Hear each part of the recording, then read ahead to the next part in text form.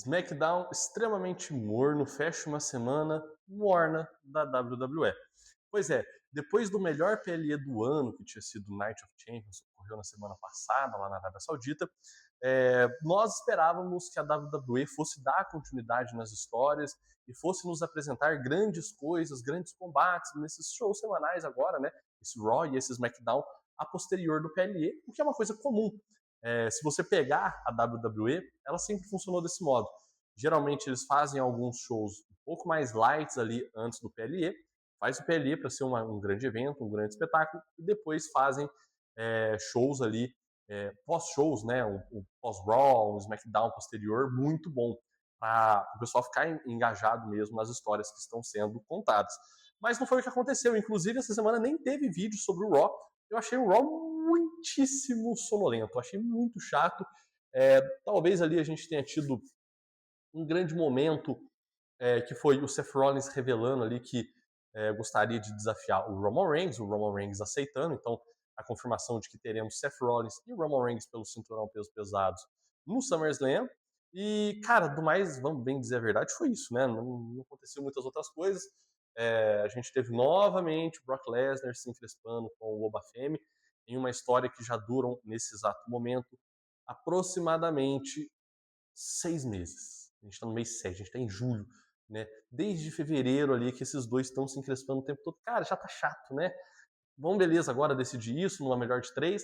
Tomara que seja o fim dessa história, mas não é uma novidade. Enfim, e agora no SmackDown a gente teve um cenário parecido. E é óbvio que a gente não vai ficar sem vídeo por 2 shows seguidos, então vamos gravar um pós-SmackDown aí, mesmo que não tenha sido lá aquelas coisas. Meu nome é Léo, você está no Canto Wrestling BR. Se você curte esse tipo de conteúdo, se inscreva nesse canal, deixe sua curtida, seu comentário. Isso é de suma importância para que a gente possa continuar produzindo conteúdo aqui para vocês. Tá? Somos um projeto bem pequeno, mas somos um projeto que fazemos isso aqui porque a gente gosta, né? Não porque a gente quer ganhar grana nem nada com isso. É basicamente a gente querendo entregar conteúdo de algo que a gente gosta para pessoas que também assistem isso, ok? Sem mais delongas, vamos aí pro vídeo. O show do SmackDown começou ali com a famosa promo do Sami Zayn, famosa promo do campeão, que acontece sempre que tem um novo campeão peso pesado, mundial, enfim. Esse cara ele vai lá para fazer uma promo de campeão, o discurso de campeão, para agradecer e tal. No caso do Sami Zayn, ele fez um discurso bem ambíguo. Ele chega lá e ele fala que ele sabe que a torcida dele estava presente, tinha muita gente gritando por Sami, ele era agradecido.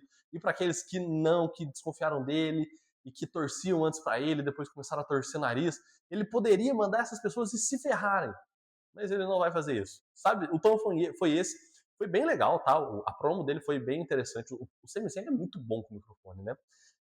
Mas enfim, no final de contas, entra o Cody Rhodes para dar o parabéns para ele. Falou: olha, você tava lá atrás quando eu ganhei o cinturão e você me parabenizou, então eu venho aqui te dar parabéns. Aí o Sam chamou, mas é só isso? Né, não sei. Começa a dar uma pequena subida de tom ali. Entra então quem? Jey Uso. Jey Uso também reivindicando uma chance por aquilo ali, falando que tinha muita gente de olho naquilo que ele conquistou. Ele estava de parabéns, mas que a vida dele não ia ser fácil ali para frente, etc, etc. E no final de contas é marcada então uma luta pelo number one contender do título entre Jey Uso e o Cody Rhodes, né, que iriam se enfrentar para definir quem iria enfrentar então o Sami Zayn pelo cinturão no SummerSlam.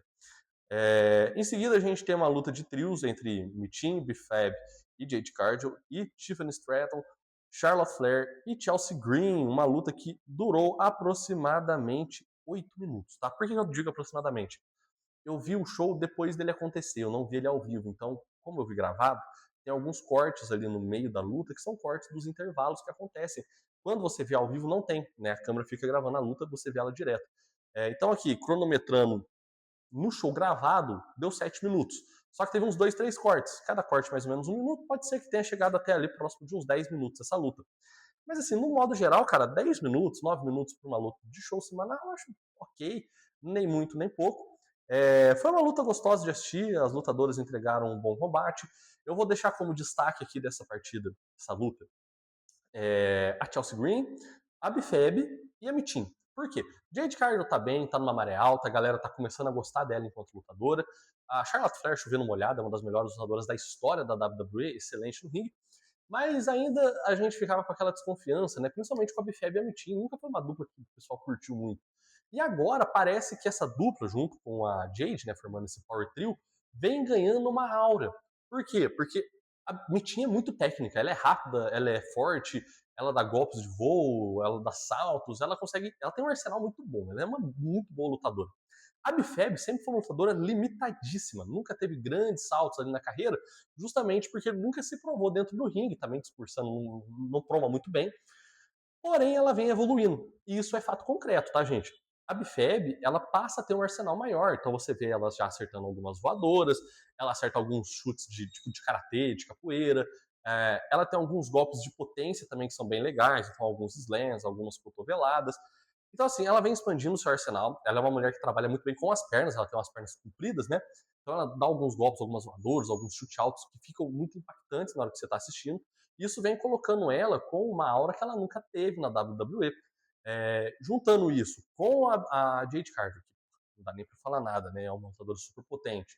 E a Mitin, que é ótima lutadora, esse trio passa então a ter alguma autoridade. Você olha para elas ali no ringue, você pensa, putz, tomara que elas não ataquem a lutadora que eu gosto, porque você acha que isso pode prejudicar, pode ser um ataque forte, não sei o quê. E do lado das outras meninas, né, da Tiff, da Charlotte e da Chelsea Green, destacar a Chelsea, né, a WWE finalmente vem valorizando a Chelsea Green no ringue. Ela sempre foi uma lutadora na WWE que até vencia alguns cinturões, mas nunca tinha combates muito longos, nem nada do tipo. A WWE deixa isso de lado agora e começa a dar momentos de brilho para ela. Esse combate ele teve mais ou menos ali uns 8 minutinhos, e durante uns 5 minutos foram as outras lutadoras se encrespando até que entra a Chelsea Green e limpa o ringue. Ela acerta todo mundo, ela começa a ter um combate bem intenso com a Bifeb, acerta arm drags, voadoras, splashes, assim, 1000 graus, sabe? O negócio a 220 volts. E no final de contas, ela quase consegue, inclusive, acertar o finalizador na Jade Cargill, mesmo ela estando lutando contra as três. E tanto a Tiffany quanto a Charlotte estava deitada do lado de fora. E isso é interessante, porque ela venceu a luta? Não, ela perdeu com o Jade. Mas a WWE demonstrou que ela não é uma lutadora ruim. Ela não é uma lutadora que vai ficar perdendo combate. Ela tem capacidade de enfrentar os principais nomes da divisão feminina. E isso é muito legal. No final de contas, como eu acabei de dar o spoiler, a Jade venceu com seu grupo. Uma nota 3 estrelas para essa luta. Foi interessantinho. Em seguida, a gente teve Rey Fênix contra o Vikingo pelo título cruzador da AAA. Uma luta que teve aproximadamente aí 7 minutos também. Foi uma luta rápida. Achei que ia ser uma luta mais demorada. Não tem muito o que falar aqui, uma típica luta livre romana, né? Essas lutas, essas defesas de título que o Rey Fênix vem fazendo com o cinturão da AAA, esse título cruzador, que é para lutadores mais leves, menores, tem sido um alívio de wrestling, né, nos programas, porque é aquele típico momento em que você começa a assistir a luta, você nunca pensa ali, nossa, esses lutadores aqui são os que eu quero ver mesmo, sabe? É sempre uma luta ali, Rey Fênix e Vikingo, Rey Fênix contra o Axiom, ou contra o Nathan Fraser, não são assim lutadores que tem muitos fãs, né? Mas todo mundo, quando vê aquilo, esses lutadores entrando no ringue, pensa, vai dar uma luta boa. E realmente sempre dá. O Vikingo também é um baita lutador, para quem assiste AAA ou já assistiu sabe muito bem disso. No final de contas, o Rey Fênix acerta o seu driver ali para 3, que é aquele driver que ele gira e acerta e cai com o lutador. Vence a luta e retém o título. Uma luta nota 3,5. Achei uma luta boa, mas muito curta. Acho que poderia ter sido maior. É, eu não estou falando muito sobre os bastidores, tá? Mas aqui eu achei importante marcar, porque depois disso a gente teve um pequeno segmento no background ali, que basicamente você tinha o Jacob Fatu e o Jimmy Uso procurando o Solo Sikoa para dar umas porradas nele lá, depois que ele vem atacando ali semanalmente, com semanas consecutivas a Bloodline. Nisso chega o Rice Keys, cara. O Rice Keys, se vocês vão lembrar, ele era muito amigo do Jacob Fatu. E naquela época que ele estava indo contra o Roman, o Royce Keys era o cara que chegava e falava: você tá certo, você é um cara que veio de baixo, nós dois aí frequentamos lugares terríveis durante nossa vida, fomos marginalizados, agora a gente tem que conquistar o que é nosso, você é meu irmão, você é meu brother. E o Fatu falava: é isso mesmo, família é aqueles que têm lealdade. E acabou que agora, nesse momento, o Fatu, ele tá sendo um cão de guarda, assim, convencional do Roman Reigns, um típico membro de Bloodline. E aí o Royce Kiss chega e fala isso na cara dos dois. Ele fala, cara, que decepção, hein, ver o que você virou. Eu achava que você pensava que ter sucesso aqui era ser leal, né? Era ser um cara que superava as expectativas, um cara que ia atrás dos objetivos e não que ia ser esse capacho que você virou aí do Roman Reigns. E o Jimmy ali tenta falar, você não fala assim do TC, não sei o quê, se você não for ajudar, então sai daqui, senão a gente vai te pegar também. Enfim, no final de contas, Jimmy sai, fica ali o Fatu encarando o Rice Keys sai, dá um close na cara do Fatu, demonstrando que provavelmente ele não está satisfeito 100% com esse posto que deram para ele ali, embora o Roman Reigns esteja prestigiando ele, colocando ele como uma espécie de subtenente, vamos dizer assim, da Bloodline. Talvez aí dentro dos próximos meses a gente veja isso implodir e o Jacob Fatu tentando novamente conquistar o posto do Roman Reigns. Em seguida a gente teve uma promo do Trick Williams, a gente teve o Carmelo Reis vindo pro ringue falando que ele merece uma chance, que ele foi roubado, que ele precisa ter uma chance pelo cinturão, porque aquilo ali era um motivo de honra para eles, ele sabe muito bem. Enfim, no final de contas, acaba que o Trick acerta um tapa na cara do Carmelo Reis, sai do ringue, o Carmelo Reis acerta um mortal nele lá de fora, volta pro ringue, fica lá puto pulando. A gente provavelmente vai ter o andamento agora dessa rivalidade. Tivemos um ciclo encerrado com o Rick Sainz, que perdeu, e agora a gente vai ter um ciclo aberto com o Carmelo Reis, provavelmente, por esse cinturão. Acho justo, tá? Acho o Carmelo até bem mais lutador do que o Trick Williams. O Trick tá mais em alta, mas o Carmelo é melhor lutador. E o reinado que ele teve com o cinturão foi excelente, mas foi muito curto.